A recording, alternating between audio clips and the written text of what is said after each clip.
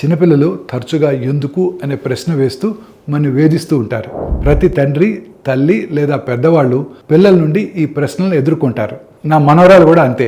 మొదట కొంచెం ఇబ్బందిగా అనిపిస్తుంది, కానీ తర్వాత నిజమేంటో అర్థమైంది. అది వాళ్ళు చెప్తాను, వినండి. పిల్లలు మనల్ని ఇబ్బంది పెట్టడం కోసం కాదు, వారు ప్రపంచాన్ని అర్థం చేసుకోవడానికి ప్రయత్నిస్తుంటారు. వారు ఈ ఎందుకు అనే ప్రశ్న వారి తెలివితేటలు వేగంగా పెరుగుతున్నాయనడానికి ఒక ముఖ్యమైన సంకేతం.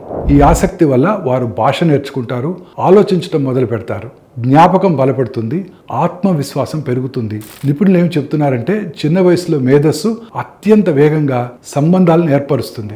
మనం వారి ప్రశ్నలకు సమాధానం చెప్పినప్పుడు లేదా కలిసి అన్వేషించినప్పుడు వారు జీవితాంతం నేర్చుకునేందుకు ఉపయోగపడుతుంది. నా మనవరాల విషయంలో కూడా అదే జరిగింది.